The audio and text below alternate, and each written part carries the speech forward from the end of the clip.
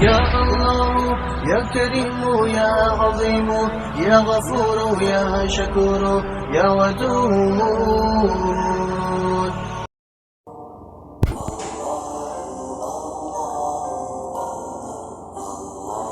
مستحبات اعتکاف کا بیان۔ اعتکاف میں کیا کیا باتیں مستحب ہیں؟ 1. نیک اور اچھی باتیں کرنا، تو قرآن شریف کی تلاوت کرنا۔ 3. درود شریف پڑھتے رہنا۔ 4. علوم دینیا کا پڑھنا اور پڑھانا۔ 5. واعظ و نصیحت کرنا اور سننا۔ 6. جامع مسجد میں اعتکاف کرنا۔